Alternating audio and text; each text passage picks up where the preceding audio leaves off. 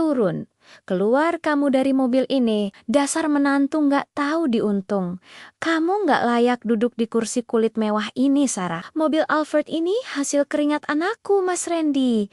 Bukan tempat untuk perempuan pengangguran dan pembawa sial kayak kamu. Suara ibu mertuaku, Bu Lastri, menggelegar membelah keramaian parkiran mall sore itu. Tangannya yang kasar menyambar lenganku, menyeretku paksa keluar hingga aku tersungkur di aspal yang panas. Orang-orang mulai berkerumun berbisik-bisik menghakimi. Aku menoleh ke arah suamiku, Mas Randy, berharap ada pembelaan. Namun, dia justru membuang muka, sibuk merapikan kemeja mahalnya sambil bergumam dingin. Turun saja, Sarah. Malu dilihat orang. Kamu memang gak cocok naik mobil sekelas ini. Sakit. Luar biasa. Tapi di balik rasa perih di sikutku yang berdarah, sebuah tawa getir tertahan di tenggorokanku. Mereka tidak tahu bahwa kunci yang mereka genggam, aspal yang mereka injak, bahkan status sosial yang mereka banggakan saat ini. Semuanya berdiri di atas pondasi hartaku. Mereka mengusir pemilik sah dari asetnya sendiri. Detik itu juga, kesabaranku yang setebal gunung runtuh seketika. Aku menatap mata mereka yang penuh kesombongan dan membatin. Nikmatilah sisa napas kemewahan ini, karena sebelum matahari terbenam, aku akan menarik semua fasilitas ini dan memastikan kalian merangkak di jalanan tanpa sisa. Hari ini, Sarah yang penurut sudah mati. Halo Sobat Setia, selamat datang kembali di channel yang selalu mengupas tuntas drama kehidupan dan keadilan. Kisah hari ini sungguh menguras emosi tentang seorang istri yang diinjak harga dirinya, namun bangkit dengan cara yang tak terduga. Sebelum kita masuk ke babak pertama pengkhianatan ini, mohon dukungannya dengan klik tombol subscribe, like, dan nyalakan lonceng notifikasinya. Komentar kalian sangat berarti agar channel ini terus berkembang, menyajikan kisah inspiratif. Mari kita saksikan bagaimana sang ratu mengambil kembali taktanya. Namaku Sarah Wijaya. Bagi dunia luar, nama belakangku adalah simbol kekuasaan, beton-beton pencakar langit, dan gurita bisnis yang menggenggam ekonomi kota ini melalui Wijaya Group. Namun, di mata suamiku, Randy, dan ibu mertuaku, Bu Lastri, aku hanyalah seorang yatim piatu yang beruntung bisa dinikahi oleh pria mapan seperti Randy. 3 tahun lalu, aku membuat sebuah keputusan besar yang kini kusesali setengah mati.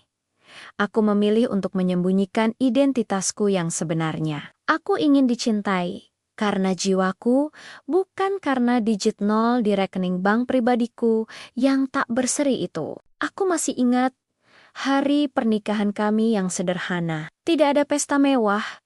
Di hotel bintang 5 milik ayahku, aku hanya meminta sebuah prosesi khidmat di masjid dekat kontrakanku dulu, dengan saksi-saksi yang merupakan orang-orang kepercayaanku yang menyamar menjadi kerabat jauh. Randy saat itu tampak seperti pria yang tulus. Dia berjanji di depan penghulu akan menjagaku, melindungiku, dan memberiku kebahagiaan meski hidup dalam kesederhanaan. Kalimat-kalimat manis itu mengalir seperti madu, membuatku buta dan percaya bahwa aku telah menemukan pelabuhan terakhirku. Namun, madu itu berubah menjadi empedu sesaat setelah kaki ini melangkah masuk ke rumah yang kami tempati. Rumah itu sebenarnya adalah salah satu aset perumahan elit milik perusahaanku. Agar Randy tidak curiga, aku mengatur skenario sedemikian rupa melalui asisten pribadiku, Bayu, agar Randy bisa menyewa rumah itu dengan harga yang sangat murah,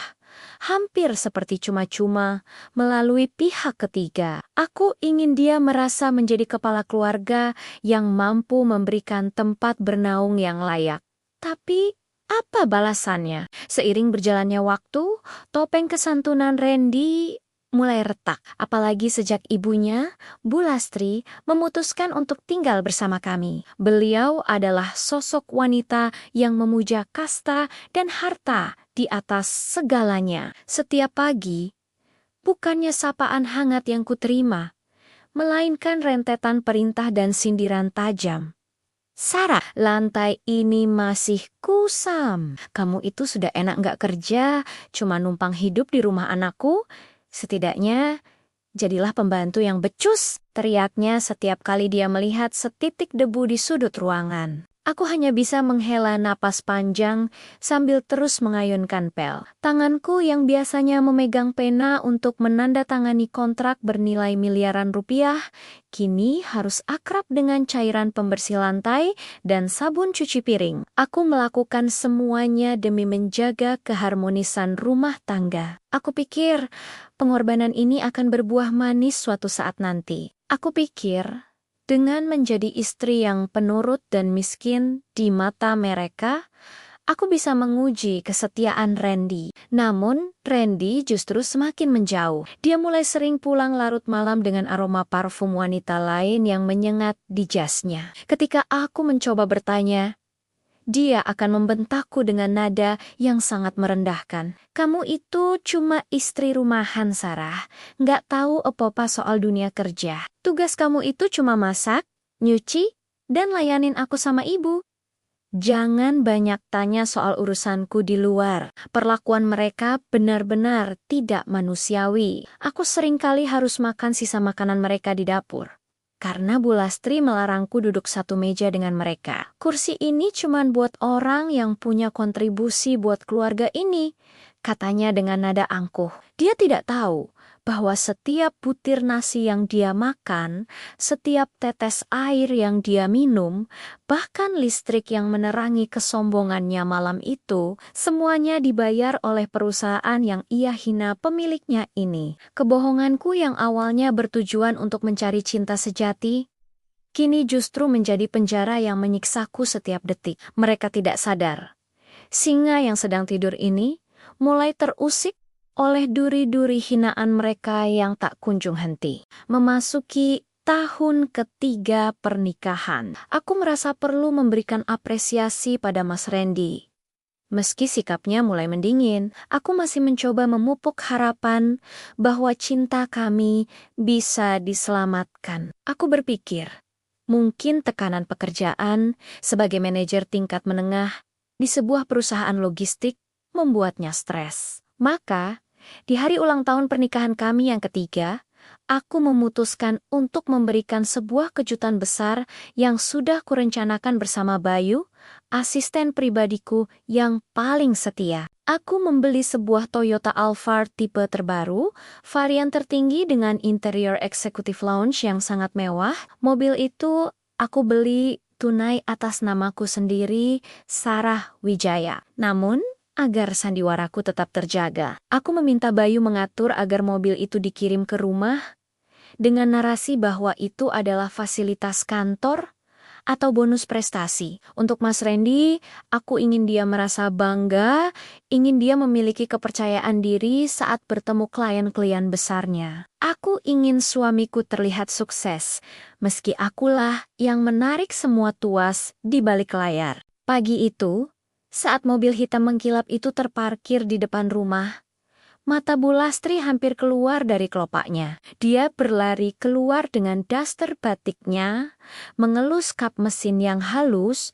Itu sioliolala itu adalah bongkahan emas murni. Mas Randy pun terpaku. Mulutnya menganga lebar melihat kemewahan yang terparkir di halaman rumah sewa kami.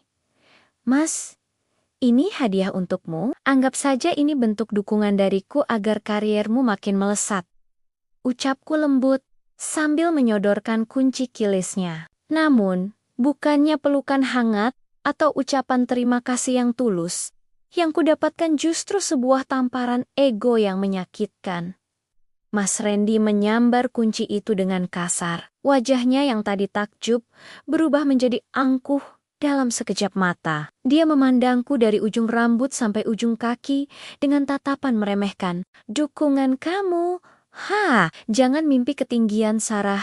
Kamu itu cuma admin lepas yang penghasilannya bahkan gak cukup buat bayar pajak mobil ini setahun. Bentaknya di depan para tetangga yang mulai menonton. Ini pasti hasil lobi-lobiku ke bos besar kemarin. Perusahaanku pasti sadar kalau aku aset berharga. Makanya mereka kasih fasilitas sekelas Alphard ini. Kamu jangan koba-koba mengklaim hasil kerja kerasku sebagai hadiah darimu. Bu Lastri menimpali dengan suara melengkingnya yang khas. Dengar itu, Sarah. Jangan sok jadi pahlawan. Kamu itu cuma numpang hidup, numpang makan, bahkan numpang tidur di sini. Anakku ini hebat. Dia jenius. Dia bisa beli mobil seharga miliaran ini karena otaknya, bukan karena doa atau bantuan dari istri pengangguran kayak kamu. Sudah, sana masuk, cuci baju yang menumpuk di belakang. Jangan kotori pemandangan mobil mewah ini dengan muka kusamu itu. Hatiku mencelos. Aku berdiri mematung di teras, menyaksikan suamiku masuk ke dalam mobil yang aku bayar dengan uangku sendiri. Menyalakan mesin yang suaranya nyaris tak terdengar saking halusnya, lalu pergi memacu kendaraan itu tanpa mengajakku sekadar berkeliling komplek. Mereka benar-benar percaya pada kebohongan yang mereka ciptakan sendiri. Mereka menganggap kemewahan ini adalah hak yang mereka dapatkan karena kehebatan semu, bukan karena belas kasihku. Sejak hari itu, mobil Alphard itu menjadi simbol kasta baru di rumah ini. Mas Randy menjadi sangat posesif. Aku dilarang keras menyentuh mobil itu, apalagi duduk di dalamnya. Nanti jok kulitnya rusak kalau kamu yang duduk. Baju kamu itu kasar, bau bawang lagi. Itulah kata-kata yang selalu keluar dari mulutnya jika aku meminta diantar ke pasar. Pernah suatu kali, aku mencoba meletakkan belanjaan di bagasi belakang, karena tanganku sudah mati rasa membawa beban berat. Bu Lastri langsung berlari dan memukul tanganku. Jangan taruh kantong plastik kotor itu di sini. Ini mobil mewah, Sarah. Kamu itu nggak tahu diri ya. Kamu itu cuma layak naik angkot atau jalan kaki. Jangan kotori barang berkelas ini dengan kemiskinanmu. Aku hanya bisa mengelus dadaku yang sesak. Di dalam tas kumalku tersimpan BPKB asli mobil itu yang mencantumkan namaku sebagai pemilik tunggal. Aku bisa saja berteriak dan menunjukkan bukti itu sekarang juga, membuat mereka bungkam 1000 bahasa. Namun, akal sehatku menahan, belum saatnya. Aku ingin melihat seberapa jauh kesombongan ini akan membawa mereka. Aku ingin melihat setinggi apa mereka terbang sebelum akhirnya aku mematahkan siap-siap palsu itu dan membiarkan mereka jatuh menghantam kerasnya kenyataan. Kebaikan yang kuberikan telah menjadi bumerang yang menghantam harga diriku, tapi bumerang itu pula yang nantinya akan kembali untuk menghancurkan mereka. Setelah Alphard hitam itu terparkir gagah di garasi, sikap Mas Randy bukan lagi sekadar dingin, tapi sudah berubah menjadi meremehkan yang amat sangat. Dia merasa dirinya telah naik kasta, menjadi pria kelas atas yang tidak pantas lagi bersanding dengan istri sederhana seperti aku. Perubahan yang paling menyakitkan adalah bagaimana dia memperlakukanku soal urusan dapur dan kebutuhan rumah tangga. Suatu pagi, di meja makan yang penuh dengan hidangan mewah yang kubuat dengan sisa uang tabunganku sendiri, Mas Randy melemparkan selembar uang 100.000 dan 2 lembar uang 50.000 ke arahku. Uang itu melayang dan jatuh di atas piring kosongku. Aku menatap uang itu dengan dahi berkerut, lalu menatap suamiku yang sibuk membetulkan dasi sutranya. Ini uang belanja kamu untuk bulan ini, Sarah. 500.000. Cukup-cukup kan ya? Ucapnya santai tanpa dosa, sambil menyesap kopi kental buatanku. Aku terperangah. Jantungku serasa berhenti berdetak sesaat. 500.000, Mas. Untuk sebulan, kamu tahu sendiri harga beras, daging, dan kebutuhan ibu sedang naik. Belum lagi bayar air dan listrik. Itu bahkan gak cukup buat beli bensin Alphard kamu sekali isi full. Mendengar ucapanku, Bu Lastri yang sedang asyik mengunyah rendang buatanku langsung menggebrak meja. Matanya melotot tajam ke arahku. Hei, Sarah, kamu itu jangan jadi istri yang kufur nikmat. 500.000 itu sudah besar bagi perempuan yang cuma diam di rumah kayak kamu. Kamu pikir cari uang itu gampang? Anakku ini capek kerja, butuh biaya buat perawatan mobil, buat pergaulan sama klien-klien elitnya. Kamu harusnya kreatif. Putar otak gimana caranya uang itu cukup. Mas Randy mengangguk setuju dengan ucapan ibunya. Dia berdiri, mengambil kunci Elfart dari meja, lalu menatapku dengan tatapan yang sangat menghina. Dengar Sarah, sekarang pergaulanku sudah beda. Aku butuh uang lebih untuk menjaga penampilanku. Aku nggak mau dipandang sebelah mata cuma karena istriku boros. Kalau kamu merasa kurang, ya cari tambahan sendiri. Jangan cuma bisa menadahkan tangan. Ingat, kamu itu sudah beruntung aku kasih tempat tinggal semewah ini secara cuma-cuma. Cuma-cuma. Batinku berteriak. Aku ingin sekali tertawa histeris di depan wajah mereka. Rumah ini adalah milik divisiku di Wijaya Group. Biaya listrik dan airnya pun sebenarnya didebit otomatis dari rekening bayanganku melalui sistem manajemen aset perusahaan. Uang 500.000 yang dia berikan itu bahkan tidak sampai 0,01% dari penghasilan harianku dari saham perusahaan. Tapi Mas, setidaknya pikirkan nutrisi ibu, 500.000 itu cuma bisa beli tempe dan tahu, kalau untuk sebulan, ujarku mencoba memancing nuraninya. Ya sudah, makan saja tempe dan tahu. Itu bagus buat kesehatanmu supaya nggak makin gemuk dan kusam. Sahut Mas Randy ketus sambil melangkah keluar.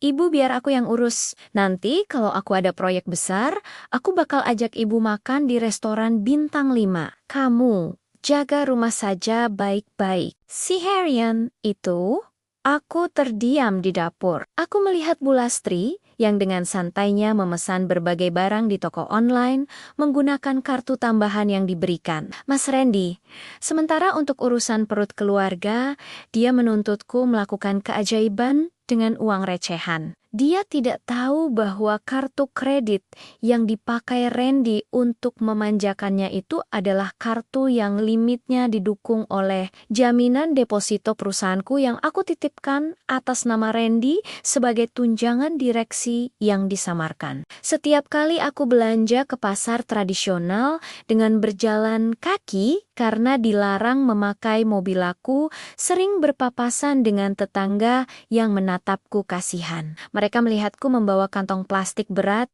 berisi sayuran murah. Sementara suamiku lewat dengan Elfart hitam mengkilap tanpa mau berhenti sekadar untuk menyapa atau memberi tumpangan. Penghinaan ini mencapai puncaknya ketika suatu malam Mas Randy pulang membawa kotak pizza mahal. Dia dan ibunya makan dengan lahap di ruang tamu sambil menonton TV besar yang juga aku yang beli. Saat aku keluar dari kamar, Bu Lastri menyingkirkan kotak pizza itu. Jangan sentuh, Sarah. Ini makanan mahal. Lidah kamu gak bakal cocok. Tadi siang masih ada sisa nasi aking dan sambal teri di dapur kan? Makan itu saja. Mas Randy hanya diam, asyik mengunyah sambil memainkan ponselnya. Tak ada sedikit pun pembelaan untukku. Di saat itulah aku merogoh ponsel di saku dasterku. Aku mengirim pesan singkat pada Bayu. Bayu, siapkan laporan audit semua aset yang dipakai Randy.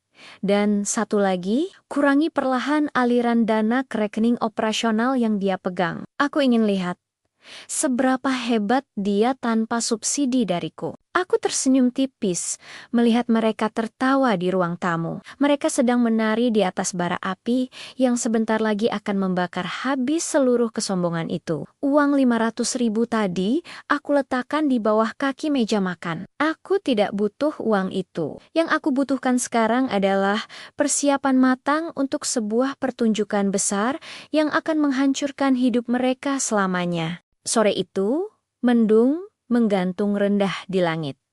Seolah ikut merasakan firasat buruk yang mulai menggerogoti dadaku. Aku baru saja pulang dari pasar tradisional, berjalan kaki sejauh 2 kilometer dengan 2 kantong plastik besar berisi sayuran dan telur yang beratnya seolah menarik bahuku hingga copot. Peluh membasahi dahi daster kusamku yang sudah menipis warnanya. Saat aku sampai di depan gerbang rumah, Pemandangan yang menyambutku membuat jantungku seolah diremas tangan tak kasat mata. Elfart hitam itu mobil yang dibeli dengan uang pribadiku terparkir manis di depan rumah.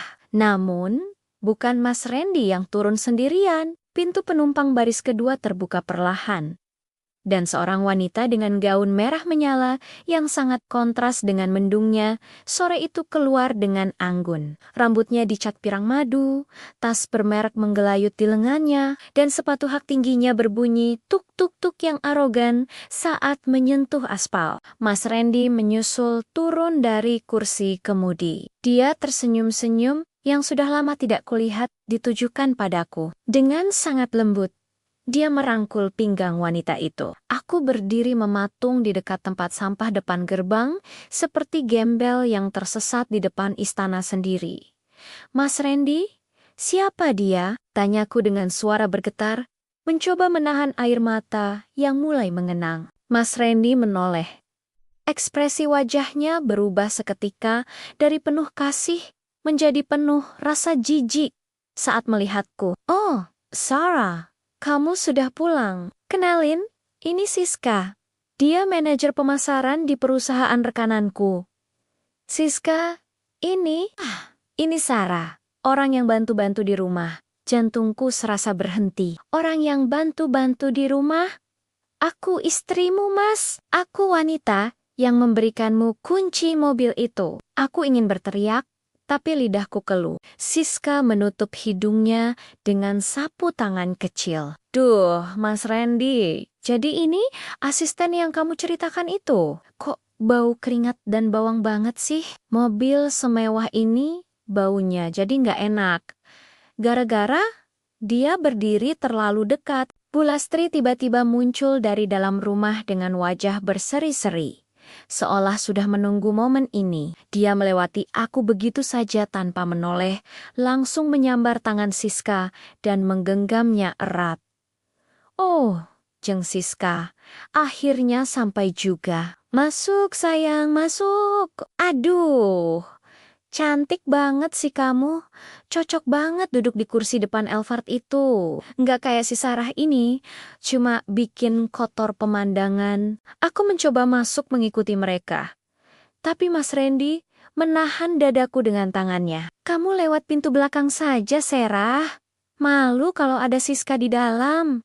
Lagi pula, kamu bau. Sana mandi dulu, terus masak yang enak buat tamu spesialku. Jangan bikin malu aku di depan Siska. Aku terpaksa masuk melalui pintu dapur. Dari balik sekat ruang makan, aku bisa mendengar tawa centil Siska dan pujian selangit dari Bu Lastri. Siska dengan sengaja memamerkan kesuksesannya, menceritakan betapa mewahnya kantornya dan bagaimana dia sering bepergian ke luar negeri. Randy itu hebat, Bu Lastri. Dia pria mapan yang punya visi besar. Mobil Elfart ini saja sudah membuktikan kasta dia yang sebenarnya. Pria seperti Randy butuh pendamping yang setara, yang bisa diajak bicara soal bisnis dan gaya hidup.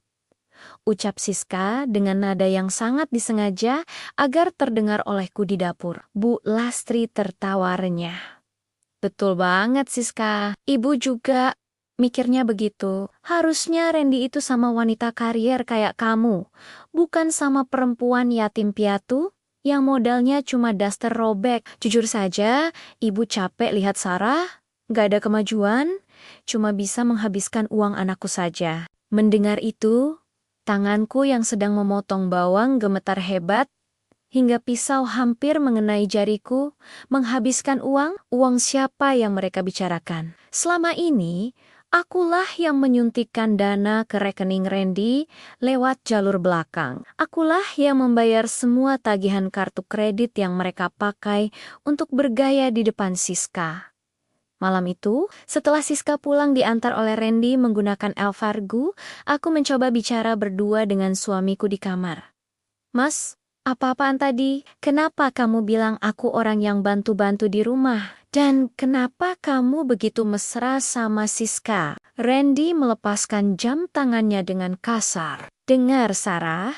Siska itu pintu gerbangku menuju kesuksesan yang lebih besar. Dia punya koneksi luas. Kalau aku terus-menerus memamerkan istri kayak kamu ke klien, karierku bakal mandek. Kamu harus sadar diri. Kasta kita sekarang sudah beda. Kamu sudah nggak level lagi bersanding denganku di atas Alphard itu. Kasta mas, kamu bicara soal kasta?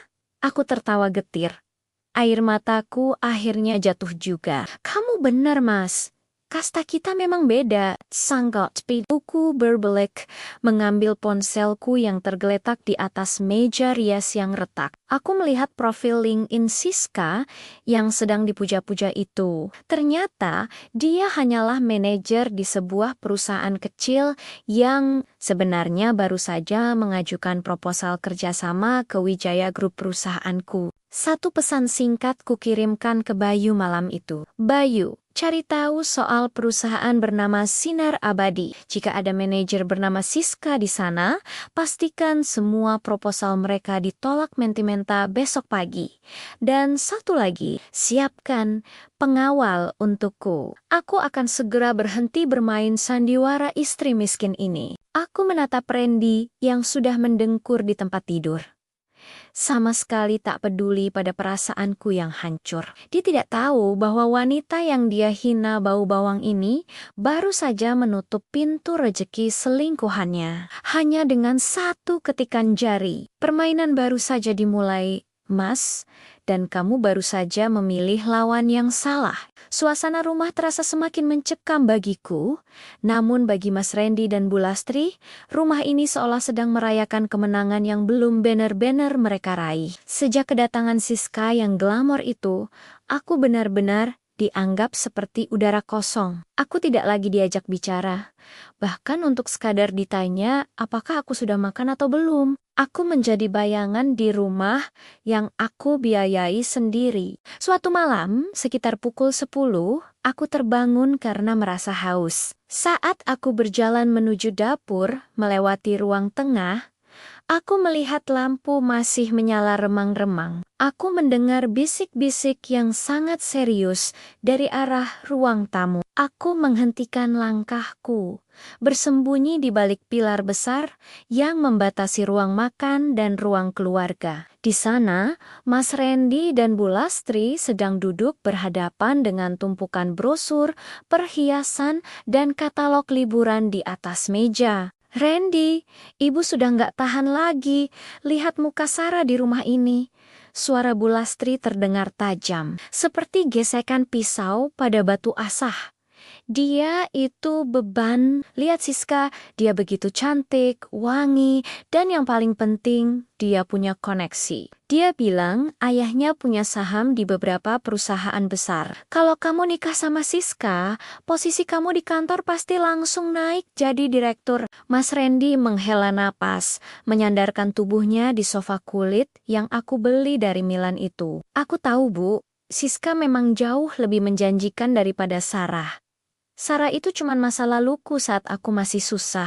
Sekarang, saat aku sudah punya Alphard, sudah punya rumah alit begini, rasanya memalukan kalau harus bawa Sarah ke acara kantor. Nah, itu dia maksud ibu, seru Bu Lastri dengan nada penuh ambisi. Mumpung Siska lagi kasih sinyal positif, lebih baik kamu segera urus perceraian dengan Sarah. Tapi ingat, jangan sampai dia bawa harta sepeser pun dari rumah ini. Kita harus pastikan dia pergi cuman dengan baju yang dia pakai.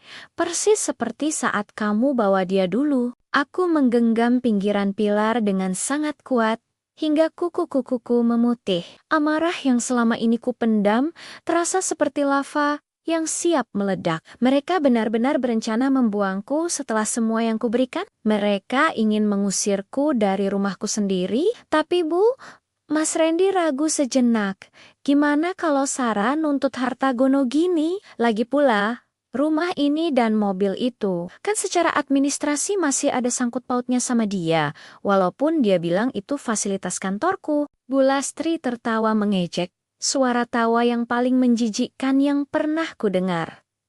Harta gono gini apa? Dia itu cuma admin lepas, Randy. Dia nggak punya bukti apa-apa. Kalau dia berkontribusi, kamu kan pintar. Buatkan saja surat pernyataan kalau selama ini dia cuma numpang dan gak punya penghasilan tetap. Suruh dia tanda tangan pas dia lagi lengah atau kasih alasan buat administrasi rumah. Setelah dia tanda tangan, kita depak dia keluar. Kita kasih dia beberapa lembar uang 100.000 buat ongkos pulang ke kampung asalnya yang kumuh itu. Mas Randy mengangguk-angguk, matanya berkilat penuh keserakahan. Ibu benar. Besok adalah hari ulang tahun ibu kan? Kita akan adakan pesta di hotel mewah. Aku akan undang Siska juga. Itu waktu yang tepat untuk menunjukkan pada semua orang kalau Siskila calon menantu ibu yang sebenarnya soal Sarah. Kita biarkan dia jadi pelayan di rumah ini sampai pesta selesai lalu malamnya. Aku akan berikan surat cerai itu. Mendengar rencana busuk itu, aku tidak menangis. Tidak lagi. Air mataku sudah mengering sejak Mas Randy merangkul Siska di depan mataku. Sebaliknya, sebuah senyum dingin terukir di bibirku. Mereka ingin bermain api di hari ulang tahun Bulastri? Baik. Aku akan memberikan mereka pesta kembang api yang tidak akan pernah mereka lupakan seumur hidup. Aku kembali ke kamar dengan langkah sangat pelan, memastikan mereka tidak mendengarku. Di dalam kegelapan kamar, aku menyalakan ponselku. Aku mengirimkan pesan ke grup manajemen Wijaya Group yang berisi jajaran direksi tertinggi dan tim legal perusahaan. Besok, tanggal 16 Februari pukul 19 WIB, semua fasilitas operasional atas nama Randy Pratama dicabut. Kosongkan rumah aset di Jalan Cendana nomor ke-45, tarik unit Alphard B 1111 WJ. Dan pastikan seluruh rekening operasional yang terhubung dengan tunjangan jabatan atas namanya diblokir total tepat saat pesta ulang tahun ibunya dimulai. Aku sendiri yang akan datang untuk mengambil kuncinya. Setelah mengirim pesan itu, aku menatap langit-langit kamar. Kalian bilang, aku beban? Kalian bilang, aku tidak punya kontribusi. Bisikku lirih. Besok, kalian akan tahu rasanya kehilangan dunia yang kalian curi dariku. Kalian ingin aku pergi hanya dengan baju yang kupakai? Maka kalian pun akan keluar dari istanaku tanpa membawa selembar benang pun yang kubayar. Malam itu, aku tidur dengan sangat nyenyak. Itu adalah tidur ternyenyakku selama 3 tahun terakhir. Karena aku tahu, besok pagi sandiwara sebagai istri teraniaya akan berakhir. Dan Sarah Wijaya yang sebenarnya akan bangkit untuk menghancurkan setiap jengkal kesombongan mereka. Hari yang dinanti-nantikan itu tiba. Hari ulang tahun Bulastri yang ke-60. Sejak pagi, suasana di rumah sudah sangat sibuk. Namun, kesibukan itu bukan untuk merayakan kebersamaan keluarga, melainkan kesibukan untuk memuja ego mereka sendiri. Mas Randy telah menyewa sebuah ruang privat di Hotel Bintang 5 yang cukup ternama, sebuah kemewahan yang sebenarnya tidak akan sanggup dia bayar jika bukan karena dana talangan dari rekening perusahaanku yang dia sangka adalah bonus prestasi. Sarah, mana sepatu kulitku yang baru?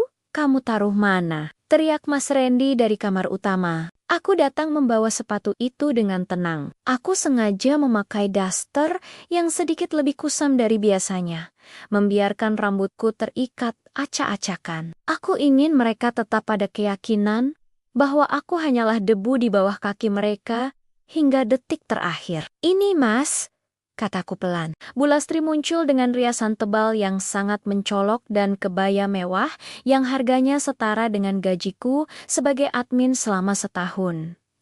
Beliau menatapku dengan tatapan jijik. Kamu gak usah dandan, Sarah. Kamu gak akan masuk ke dalam ruang pesta. Kamu cukup duduk di kursi depan. Itu pun kalau Randy izinkan kamu ikut di dalam mobil. Tugas kamu cuma membawakan kado-kado besar ini ke dalam hotel lewat pintu karyawan.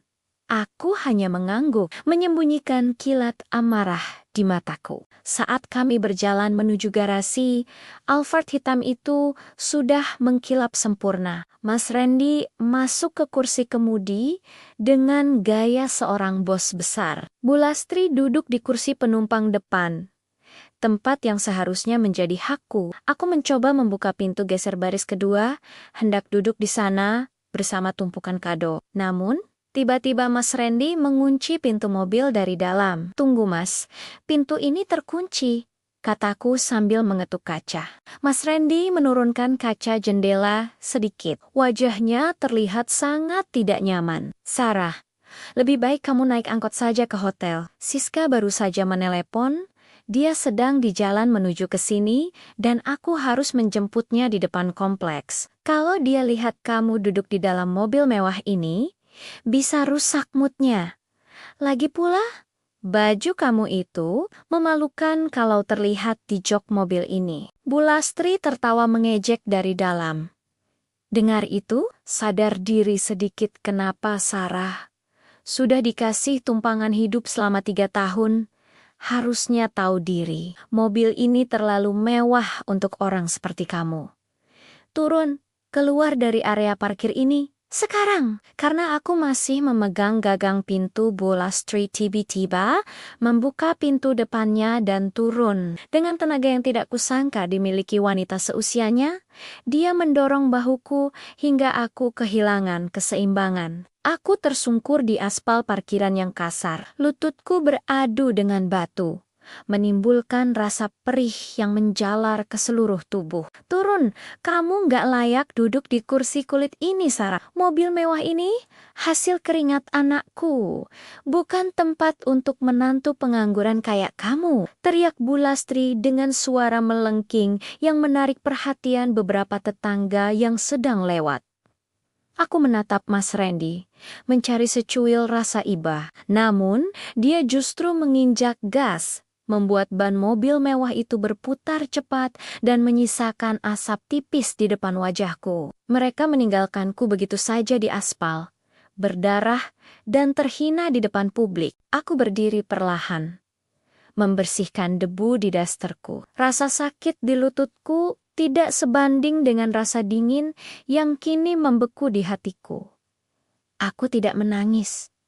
Aku justru tersenyum, sebuah senyuman yang menandakan berakhirnya masa pengampunanku bagi mereka. Aku merogoh saku dasterku, mengeluarkan ponsel yang layarnya sedikit retak akibat jatuh tadi. Aku menekan satu nomor cepat. "Bayu, ini aku," kataku dengan suara yang sangat tenang namun tegas.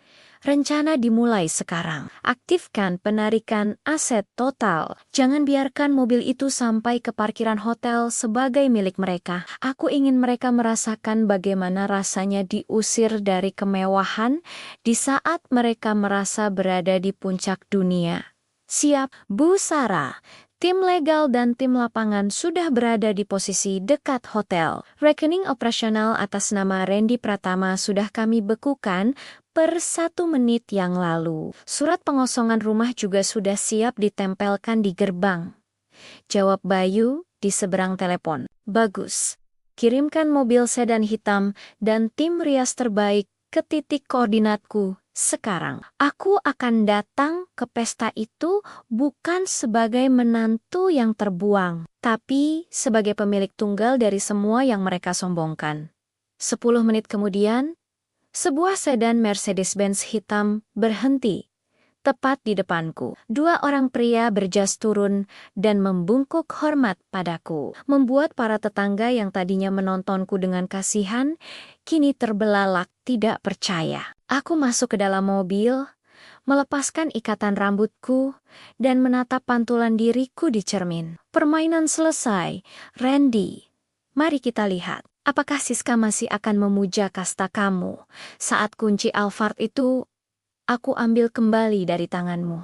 Lampu kristal di ballroom hotel bintang 5 itu bersinar sangat terang, memantulkan kemewahan pada jelas-jelas sampahnya dan gonggon mahal para tamu. Mas Randy berdiri di sana dengan dada membusung, memegang gelas minuman dengan gaya yang sangat dipaksakan agar terlihat seperti konglomerat. Di sampingnya, Siska tampak menggelayut manja, sesekali membisikkan sesuatu yang membuat Randy tertawa bangga. Sementara itu, Bu Lastri duduk di kursi utama bak seorang ratu, menerima ucapan selamat dari beberapa kerabat yang dia undang khusus untuk memamerkan kesuksesan anaknya. Terima kasih semuanya. Suara Randy bergema saat dia memberikan sambutan singkat. Pesta ini adalah bentuk rasa syukurku atas kesuksesan karierku belakangan ini. Mobil Alphard di depan itu, rumah mewah yang kami tempati, semuanya hanyalah awal dari kejayaan keluarga kami.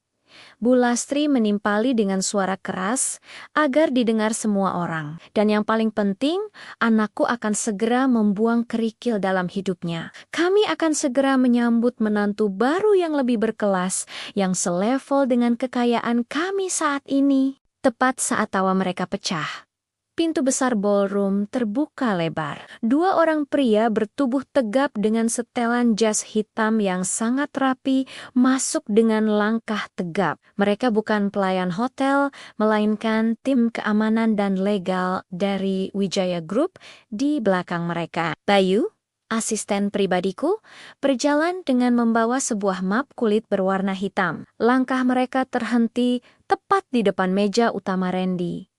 Suasana pesta yang tadinya bising mendadak senyap. Randy mengernyitkan dahi, mencoba mengenali siapa tamu tak diundang ini. Maaf, mengganggu momen bahagianya. Pak Randy Pratama, ucap salah satu pria berjas hitam itu dengan suara yang dingin dan berwibawa. Kami dari tim aset Wijaya Group, kami datang ke sini untuk mengambil kembali aset perusahaan yang selama ini Anda gunakan secara ilegal. Randy tertawa canggung, melirik Siska dengan gelisah. Aset perusahaan apa maksud Anda? Saya manajer di kantor saya, dan mobil Alphard itu adalah fasilitas resmi saya. Bayu maju satu langkah, membuka map hitamnya, dan mengeluarkan surat perintah penyitaan. Alphard dengan plat nomor B1111WJ bukan merupakan fasilitas dari kantor Anda. Mobil itu adalah milik pribadi Ibu Sarah Wijaya yang secara administratif dipinjamkan melalui protokol perusahaan kami. Mulai detik ini, izin pakai kendaraan tersebut telah dicabut. Hah? Sarah Wijaya? Bu Lastri berdiri dengan wajah memerah. Maksud kamu Sarah?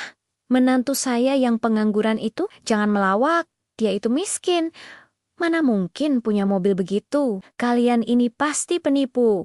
Satpam hotel, usir orang-orang ini. Namun, tidak ada satpam hotel yang bergerak. Sebaliknya, Bayu meletakkan kunci cadangan Alphard itu di atas meja. Kami tidak perlu satpam. Kami hanya perlu kunci yang ada di saku Pak Randy. Jika Anda tidak menyerahkannya secara sukarela di depan para saksi ini, kami akan melaporkan tindakan penggelapan aset ke pihak kepolisian sekarang juga. Wajah Randy berubah pucat pasi. Siska yang tadi merangkul lengannya perlahan melepaskan pegangannya, menatap Randy dengan tatapan curiga yang tajam. Para tamu mulai berbisik-bisik, suara kasak-kusuk memenuhi ruangan. Jadi mobil itu bukan punya dia. Ternyata cuma pinjaman istri. Satu hal lagi, tambah Bayu dengan senyum tipis yang mematikan. Seluruh rekening operasional yang Bapak gunakan untuk membayar pesta malam ini telah dibekukan karena adanya indikasi penyalahgunaan dana perusahaan. Pihak hotel sudah kami informasikan dan tagihan malam ini akan langsung dialihkan ke rekening pribadi Anda. Pak Randy, silakan diselesaikan. Karena saldo perusahaan sudah ditarik kembali oleh pemilik sahnya. Tunggu, ini nggak mungkin.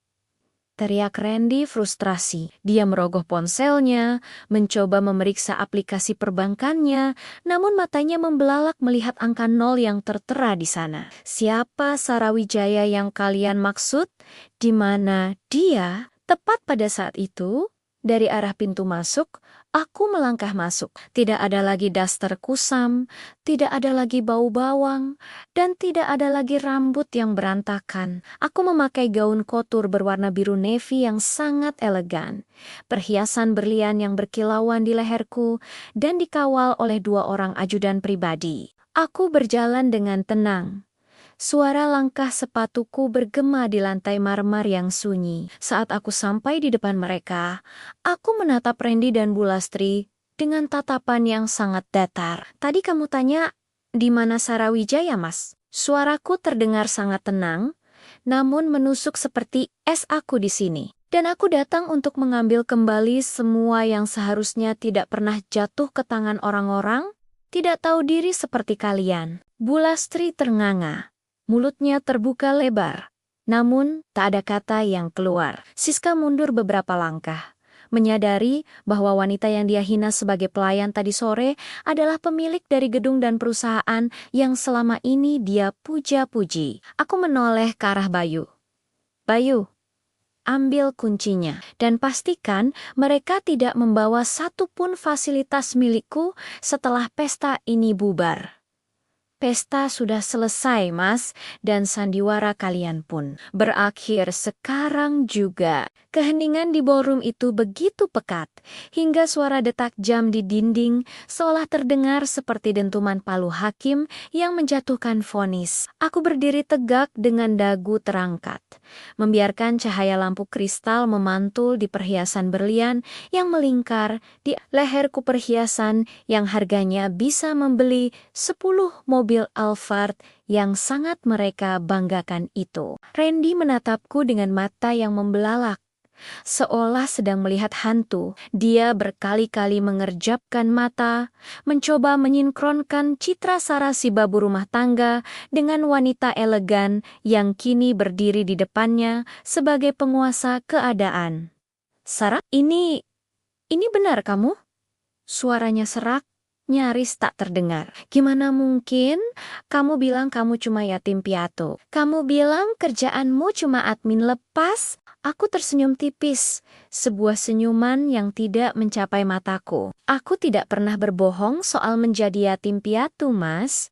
Orang tuaku memang sudah tiada, tapi aku tidak pernah bilang kalau mereka meninggalkanku dalam kemiskinan. Aku adalah pewaris tunggal Wijaya Group, dan pekerjaan admin yang aku ceritakan, aku memang mengurus administrasi. Administrasi seluruh anak perusahaan yang kamu tempati sekarang. Bulastri, yang tadi duduk bak ratu, kini tampak gemetar. Wajahnya yang penuh riasan tebal itu mendadak terlihat sangat tua dan rapuh. Nggak mungkin. Ini pasti sandiwara. Randy, jangan percaya dia. Dia pasti menyewa orang-orang berjas ini untuk mempermalukan kita. Aku menoleh ke arah Bulastri. Ibu masih ingin bicara soal sandiwara? Baiklah. Aku memberi isyarat pada Bayu.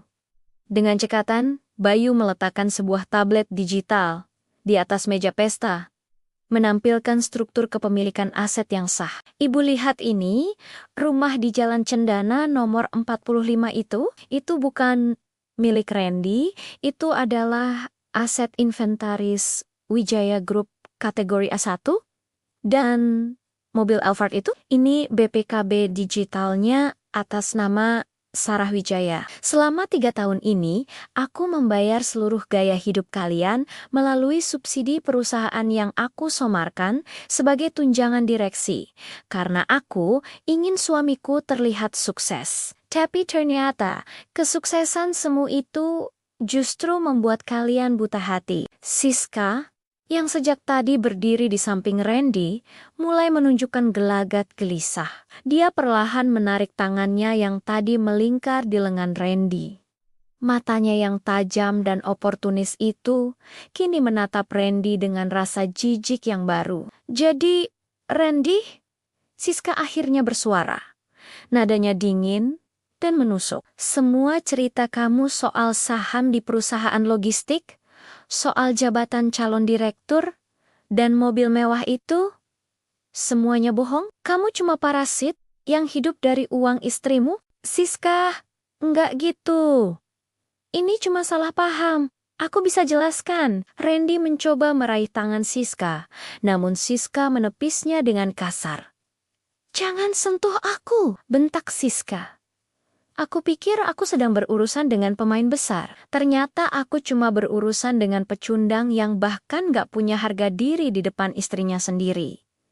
Kamu bilang istrimu pembantu? Ternyata kamu yang cuma numpang makan di sini. Siska menoleh padaku, mencoba memasang wajah manis yang palsu.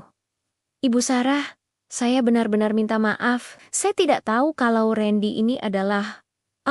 saya hanya korban kebohongannya. Saya harap ini tidak mengganggu kerjasama perusahaan saya dengan Wijaya Group. Aku menatap Siska dengan tatapan yang membuat nyalinya menciut. Oh, soal perusahaanmu?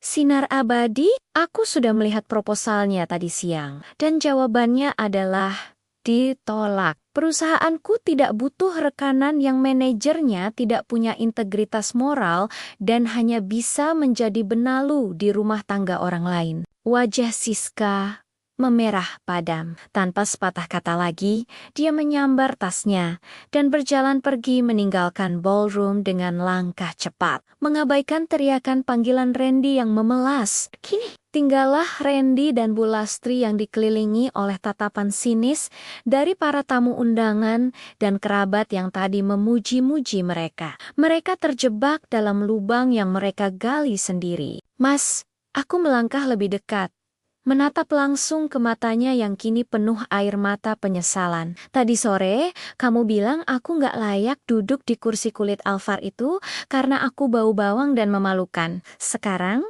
di depan semua orang ini, aku ingin menegaskan satu hal.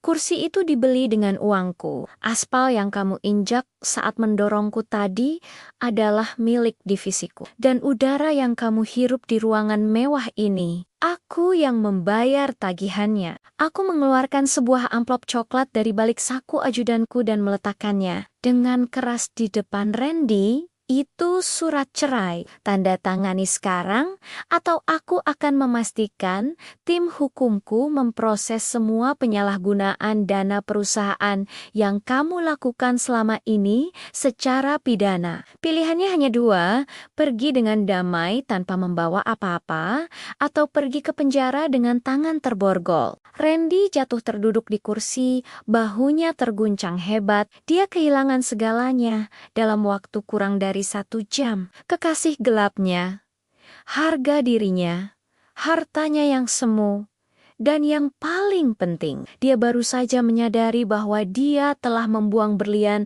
demi sekerikil kaca yang tajam. Sarah, tolong maafkan aku, rintihnya.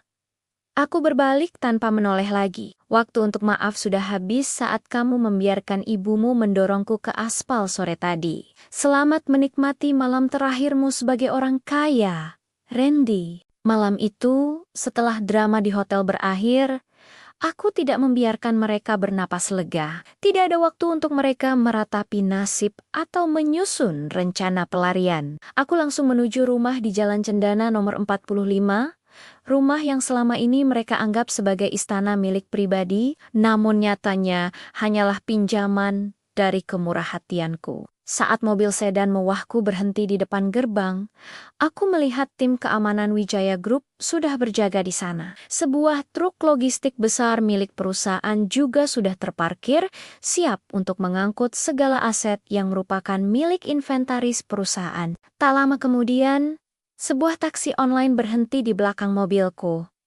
Randy dan Bu Lastri turun dengan langkah gontai. Tidak ada lagi Alphard hitam yang mengantar mereka. Tidak ada lagi supir yang membukakan pintu. Mereka pulang sebagai pecundang, dengan pakaian pesta yang kini tampak sangat konyol di tengah kehancuran mereka. Sarah, apalagi ini? Kenapa banyak orang di depan rumah? Teriak Bu Lastri dengan suara serak. Sisa tangisnya di hotel tadi masih membekas di matanya yang sembab. Aku turun dari mobil, melipat tangan di dada dengan tenang. Ini bukan lagi rumah kalian. Waktu 24 jam yang aku berikan di hotel tadi, aku berubah pikiran. Aku ingin kalian keluar malam ini juga. Sekarang, Randy maju, mencoba meraih bahuku, tapi dua ajudanku dengan sigap menghalangi langkahnya. Sarah, tolong.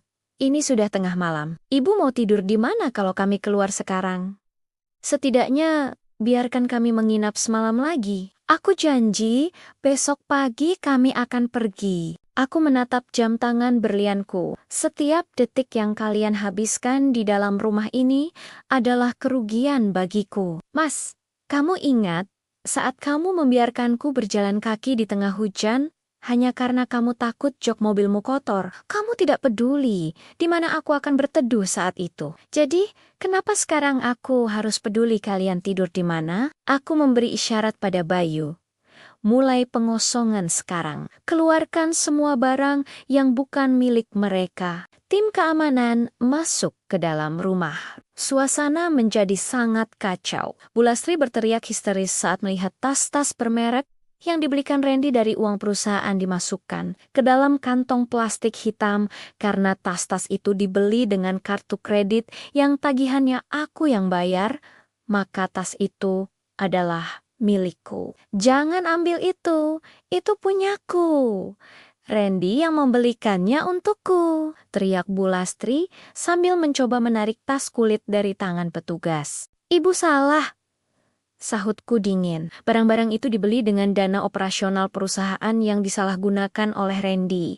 Secara hukum, itu adalah barang bukti penggelapan. Jika ibu ingin membawanya, silakan bicara dengan tim hukumku di kantor polisi besok pagi. Mendengar kata polisi, Bu Lastri langsung bungkam.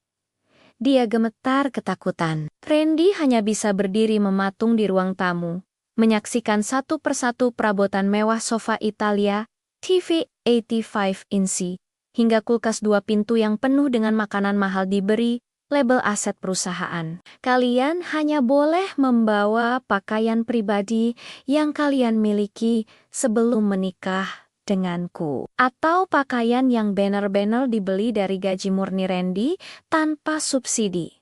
Kataku tegas. Alhasil, mereka hanya diizinkan membawa 2 buah koper usang. Randy yang tadinya selalu tampil necis dengan jas jutaan rupiah, kini hanya memakai kaos oblong dan celana kain biasa. Bu Lastri, yang biasanya memamerkan perhiasan emas di sekujur tubuhnya, terpaksa menanggalkan semuanya karena perhiasan itu juga tercatat dalam aliran dana yang aku audit. Di depan gerbang, aku berdiri mengawasi mereka saat petugas mengganti kode kunci digital rumah tersebut. Sarah, Randy menatapku dengan tatapan hancur. Aku benar-benar minta maaf. Aku janji akan berubah kalau kamu kasih aku satu kesempatan lagi. Kita mulai dari awal ya. Aku akan bekerja keras untukmu. Aku menatapnya dengan rasa iba yang sangat tipis, lebih kepada kasihan, melihat betapa rendahnya harga dirinya sekarang. Mas, kamu tidak mencintaiku saat aku menjadi Sarah yang miskin. Kamu hanya mencintai fasilitas yang aku berikan. Dan sekarang, saat fasilitas itu hilang, kamu memohon karena kamu takut hidup susah. Bukan karena takut kehilanganku. Aku mengeluarkan sebuah kunci motor matik lama yang sudah berdebu dari saku ajudanku. Ini motor yang kamu pakai saat kita pertama kali bertemu dulu. Motor ini satu-satunya harta yang benar-benar atas namamu yang tidak aku sita. Pakailah untuk membonceng ibumu mencari kontrakan malam ini. Randy menatap kunci motor itu, seolah itu adalah sebuah penghinaan besar. Tapi dia tidak punya pilihan lain. Dia tidak punya uang di rekening, tidak punya teman yang bisa dihubungi, karena semua temannya hanya ada saat dia kaya dan dia tidak punya harga diri lagi. Dengan tangan gemetar, Randy menuntun ibunya keluar dari halaman rumah. Bu Lastri menangis terseduh-seduh, meratapi nasibnya yang berubah dari ratu menjadi gelandangan dalam satu malam. Aku berdiri di depan teras, melihat mereka menjauh dengan motor tua itu di bawah sinar lampu jalan yang temaram. Pesan moralnya sederhana, Bayu, kataku pada asistenku tanpa menoleh. Jangan pernah membakar jembatan yang kamu seberangi. Apalagi jika jembatan itu dibangun oleh orang yang paling mencintaimu. Aku masuk ke dalam rumah yang kini terasa sangat luas dan sepi. Rumah ini akan aku jual, dan seluruh hasilnya akan aku sumbangkan ke panti asuhan. Aku tidak butuh sisa kenangan dari pengkhianatan ini. Esok hari, aku akan bangun sebagai Sarah Wijaya yang baru, tanpa beban dan tanpa parasit yang menghisap hidupku lagi. Matahari pagi menyelinap masuk melalui jendela kantorku yang terletak di lantai 50 gedung Wijaya Tower.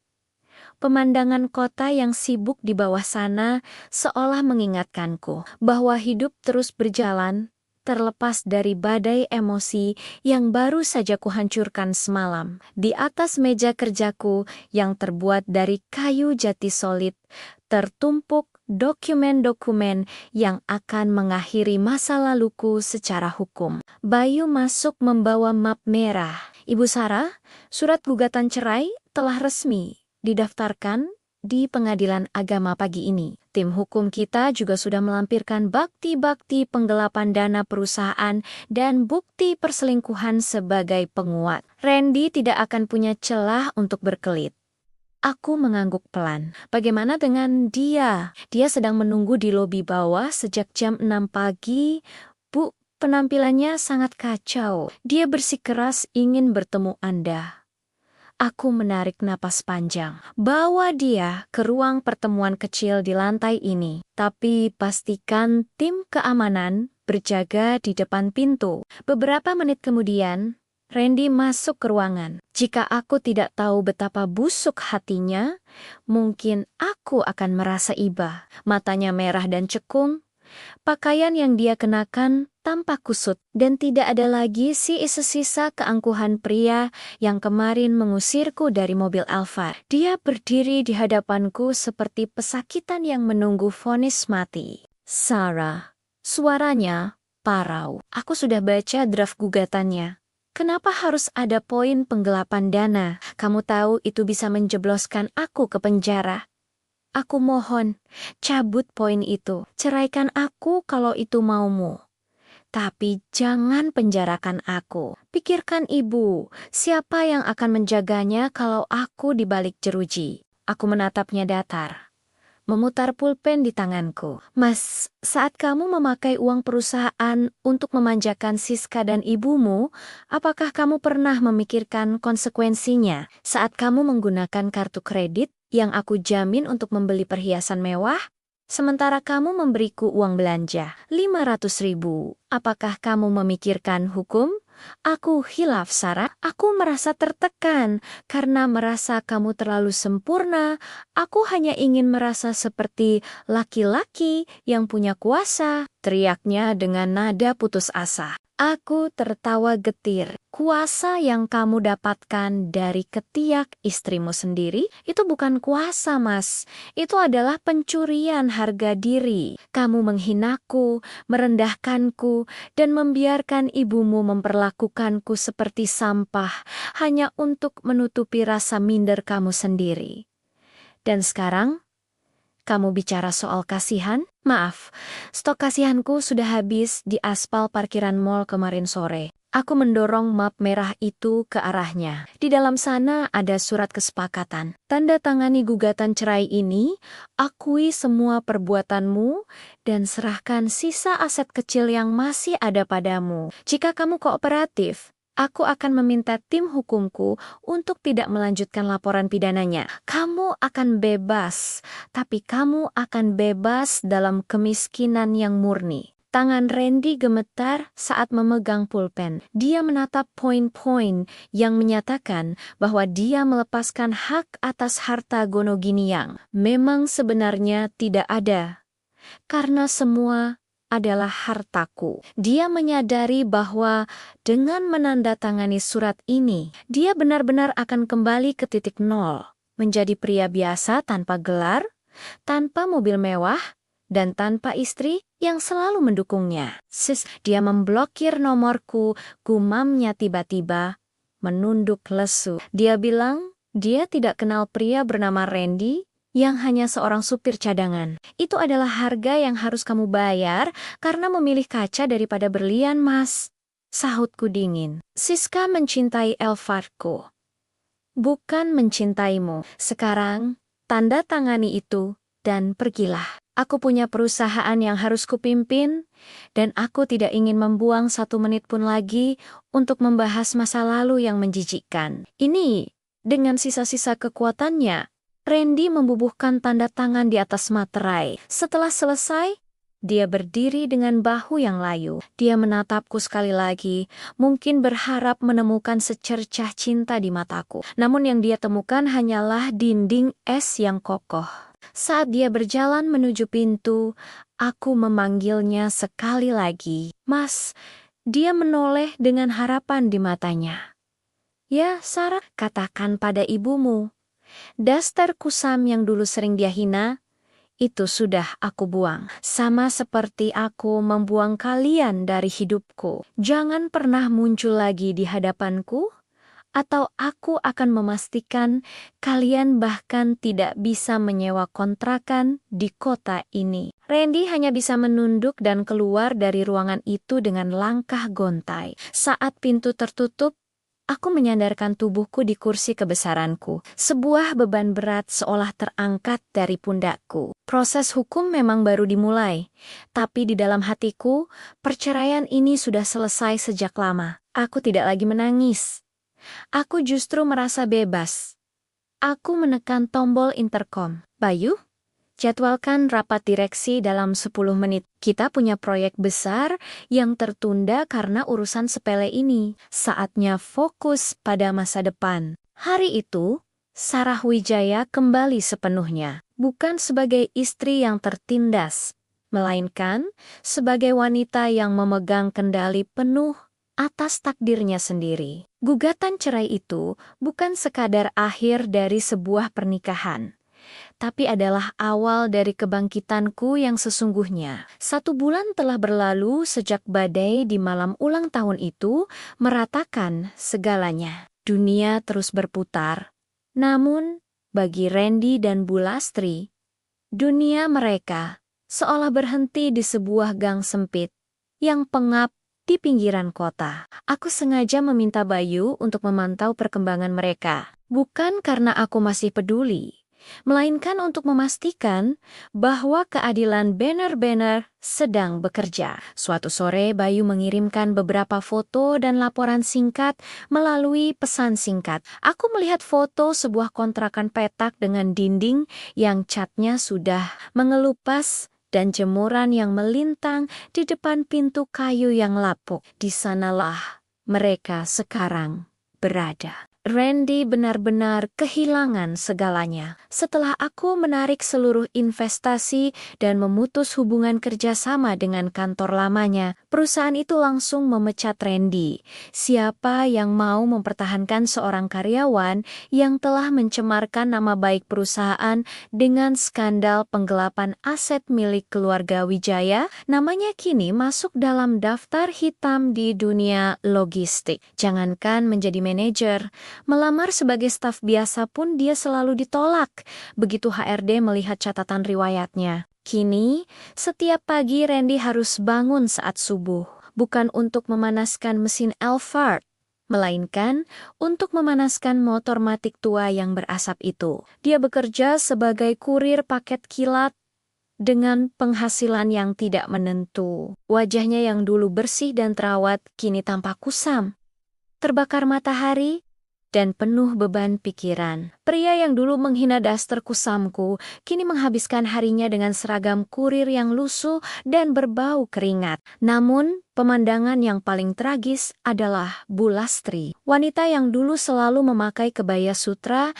dan memamerkan perhiasan emas itu, kini harus bergelut dengan realita yang sangat pahit karena mereka tidak punya uang untuk membayar asisten rumah tangga. Bu Lastri terpaksa mengerjakan semua pekerjaan rumah sendiri. Bayu menceritakan bahwa dia sempat melihat Bu Lastri sedang mencuci baju secara manual di depan kontrakannya. Tangannya yang dulu hanya tahu cara mengelus tas kulit mahal, kini kasar dan keriput karena deterjen murah. Dia sering terlihat bertengkar dengan tetangga sebelah hanya karena masalah jemuran atau air. Bersih hal-hal sepele yang dulu tidak pernah masuk dalam jangkauan pikirannya.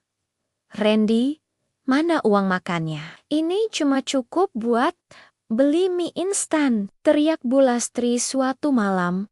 Suaranya terdengar sampai ke jalanan. Sabar Bu, aku baru dapat sedikit tarikan hari ini. Ibu pikir cari uang itu gampang, balas Randy tak kalah kencang. Ironis, kalimat yang dulu mereka gunakan untuk menyudutkanku, kini mereka gunakan untuk saling menyerang satu sama lain. Tanpa adanya hartaku sebagai perekat, kasih sayang di antara ibu dan anak itu hancur berantakan. Mereka saling menyalahkan atas kemiskinan yang mereka alami. Bu Lastri menyalahkan Randy karena tidak bisa menjaga aset berharga sepertiku. Sementara Randy menyalahkan ibunya karena selalu manas-manasi dirinya untuk mencari wanita yang lebih kaya seperti Siska. Berbicara soal Siska, wanita itu menghilang bak ditelan bumi. Begitu tahu perusahaannya masuk daftar hitam Wijaya Group dan posisinya terancam, dia langsung mengundurkan diri dan pindah keluar kota. Dia tidak pernah membalas satupun pesan atau telepon dari Randy. Baginya, Randy hanyalah sebuah tangga sosial yang ternyata rapuh dan patah sebelum dia sempat naik ke atas. Sementara itu, hidupku berada di kutub yang berbeda. Aku tidak lagi bersembunyi di balik kesederhanaan yang palsu. Aku memimpin Wijaya Group dengan tangan besi namun penuh integritas. Proyek pembangunan rumah sakit gratis dan panti jompo yang aku inisiasi mendapat sambutan luar biasa dari publik. Namaku sering muncul di sampul majalah bisnis sebagai wanita berpengaruh tahun ini. Setiap pagi, aku turun dari mobil listrik mewah, keluaran terbaru bukan Alphard lagi, karena aku sudah menjual mobil penuh kenangan pahit itu. Aku melangkah masuk ke lobi kantor dengan kepercayaan diri yang penuh. Stafku menghormatiku bukan karena takut, tapi karena mereka tahu aku adalah pemimpin yang adil. Aku belajar satu hal yang sangat berharga.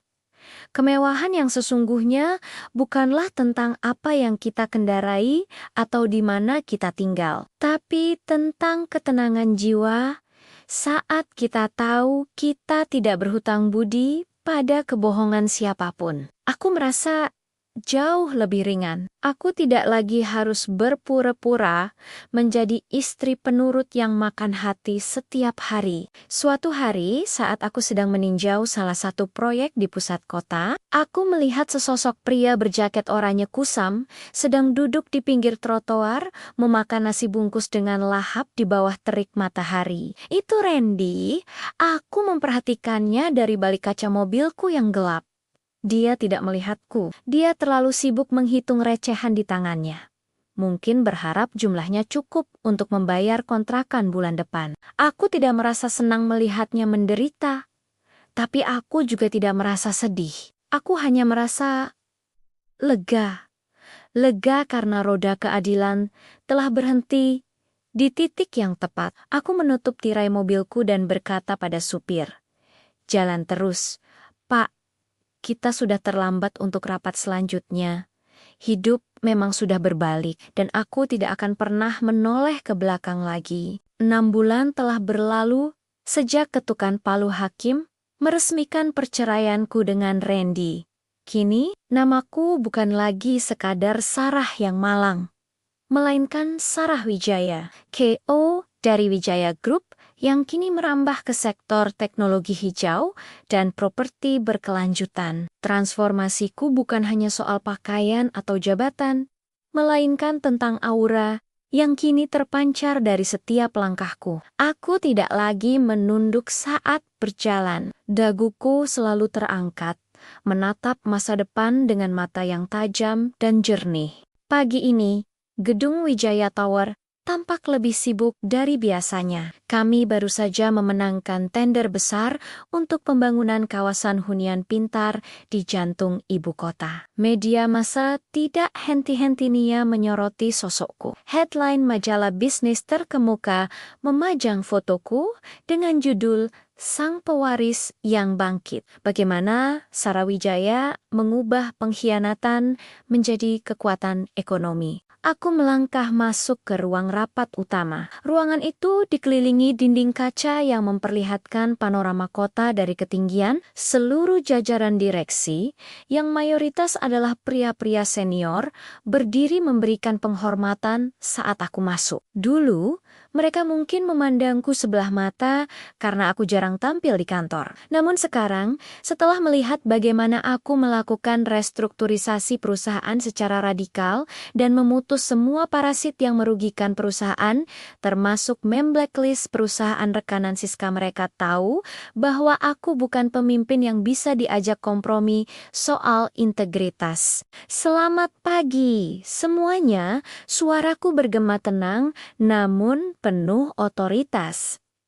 Hari ini, kita tidak hanya bicara soal profit, kita bicara soal standar moral perusahaan. Saya ingin memastikan tidak ada lagi rendi-rendi lain di dalam sistem kita. Prestasi tanpa karakter adalah nol besar. Setelah rapat selesai, aku berdiri di depan jendela besar kantorku. Aku mengenakan setelan blazer berwarna putih gading yang pas di tubuh, melambangkan kemurnian niat dan kekuatan baruku. Aku teringat masa-masa ketika aku harus menyembunyikan kecerdasanku hanya agar Mas Randy tidak merasa terancam egonya. Betapa bodohnya aku dulu, mematikan cahayaku sendiri hanya untuk membuat lilin kecil orang lain terlihat terang. Kini, aku adalah matahari di perusahaanku sendiri, dan aku tidak akan pernah meredup lagi demi siapapun.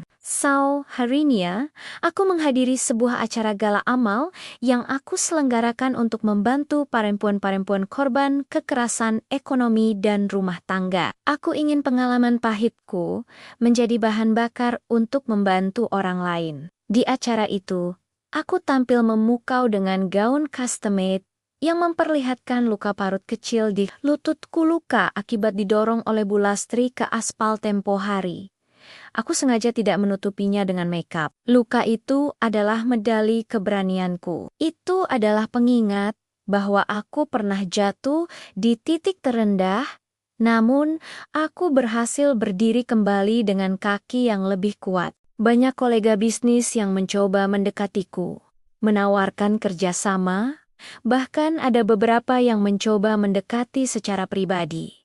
Namun, aku hanya tersenyum sopan. Fokusku saat ini bukan mencari pendamping. Aku telah belajar bahwa cinta sejati tidak akan pernah memintamu untuk menjadi kecil. Cinta sejati akan bangga melihatmu bersinar. Di tengah acara, Bayu menghampiriku dengan sebuah tablet. Ibu Sarah, ada laporan bahwa Randy mencoba mengirimkan proposal lamaran kerja ke salah satu anak perusahaan kita di daerah pinggiran menggunakan nama samaran. Apakah perlu kita tindak lanjuti secara hukum? Aku menyesap jus jerukku perlahan, menatap kerumunan orang-orang sukses di depanku. Tidak perlu, Bayu. Jangan buang energi perusahaan untuk debu. Biarkan sistem rekrutmen kita yang bekerja. Jika dia tidak memiliki kualifikasi dan integritas, dia akan tersaring dengan sendirinya. Kita tidak perlu memburu tikus yang sudah terjebak di lubangnya sendiri. Aku merasa sangat bebas. Kebebasan ini jauh lebih mewah daripada mobil Alphard manapun. Aku telah membangun kembali istana yang sebenarnya, bukan dari batu dan semen, melainkan dari harga diri dan kemandirian. Aku tidak lagi butuh pengakuan dari seorang pria untuk merasa berharga. Aku adalah Sarawijaya, dan aku adalah ratu atas hidupku sendiri. Malam itu, Aku pulang ke rumah baruku, sebuah penthouse modern yang minimalis namun hangat. Sambil memandang kerlap-kerlip lampu kota, aku membisikkan janji pada diriku sendiri. Jangan pernah lagi memberikan kuncimu pada orang yang tidak tahu cara menghargai perjalananmu. Aku mematikan lampu, dan untuk pertama kalinya dalam bertahun-tahun, aku tidur dengan senyum kemenangan yang tulus di bibirku. 1 tahun telah berlalu sejak hari di mana aku menyeret koperku keluar dari bayang-bayang penghinaan. Pagi ini, udara terasa begitu segar saat aku melangkah keluar dari lobi kantor pusat Wijaya Tower. Aku sedang menunggu mobil jemputanku untuk menghadiri peresmian yayasan pendidikan yang kubangun. Namun, pemandangan di pinggir jalan depan kantorku menghentikan langkahku sejenak. Sesosok pria dengan jaket ojek online yang sudah pudar warnanya tengah duduk di atas motor tua yang berasap. Dia tampak sedang menghitung beberapa lembar uang ribuan yang kumal dengan tangan yang gemetar karena lelah. Saat dia mendongak untuk mengusap keringat di dahinya, mata kami bertemu.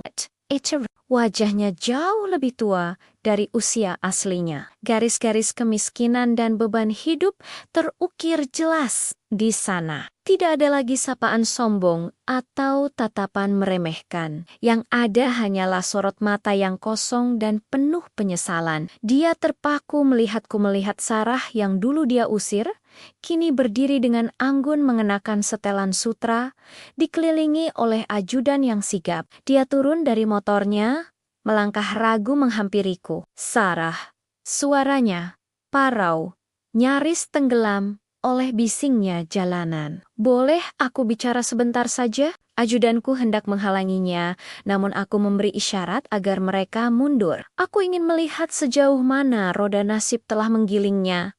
Apalagi, Mas? Bukankah semua sudah selesai di pengadilan? Tanyaku tenang. Aku hanya ingin minta maaf, ucapnya sambil menunduk, tidak berani menatap mataku. Ibu sakit keras, Sarah. Dia sering memanggil namamu. Dia menyesal. Kami semua menyesal. Siska sudah lama pergi, membawa sisa uang yang aku punya dulu. Sekarang aku harus bekerja belasan jam hanya untuk membayar kontrakan dan obat ibu.